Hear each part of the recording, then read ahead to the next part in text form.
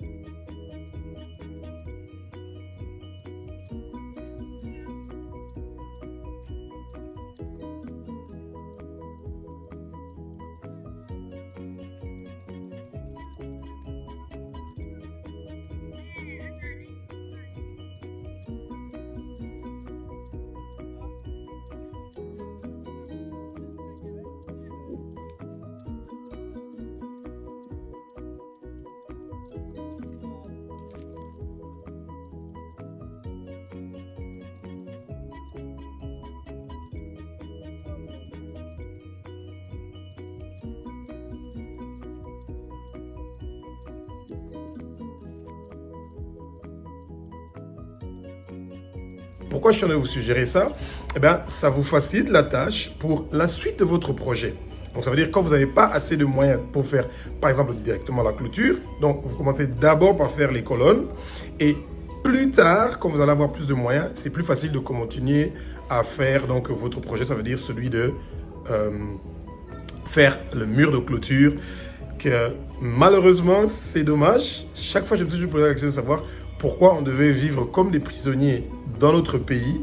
Eh bien, je veux vous dire que avec la présence des koulouna, des voleurs et des gens de mauvaises intentions, eh ben, ça devient de plus en plus compliqué de pouvoir ne pas avoir des murs de clôture, malheureusement. Donc, ça veut dire que vous avez, à long terme, vous avez besoin d'un mur de clôture. Et c'est donc ce demande. Alors, quand vous allez faire donc, les colonnes, quand vous avez intérêt, par exemple, de 20 sur 20, vous allez avoir une histoire de comme à peu près 8 à 10 colonnes que vous allez avoir donc besoin. L'essentiel, c'est si vous voulez bien faire le travail, vous pouvez déjà faire la préparation donc, de votre mur de clôture. Ça veut dire que vous faites des colonnes chaque 4 mètres. Et c'est ça qui va vous faciliter donc la tâche. Quand vous avez donc des murs, quand vous avez des colonnes sur chaque 4 mètres, ça vous facilite déjà la tâche de pouvoir préparer votre travail pour plus tard. Okay? Et donc, vous devez vous rassurer que ces colonnes-là sont bien entrées donc, dans la terre pour qu'il n'y ait pas des aventures plus tard.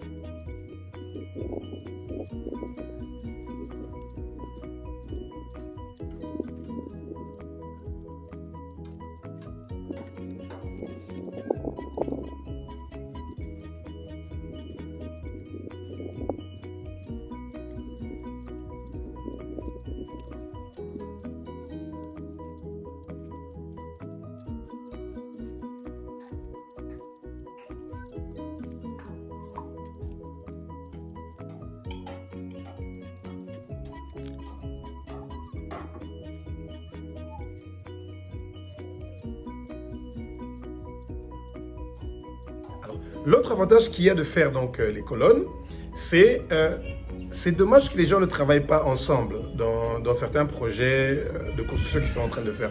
Normalement, le mur de clôture, quand vous avez des murs mitoyens, donc qui sont utilisés par les 2 parcelles ou les 3 parcelles, ça dépend de combien de voisins vous avez.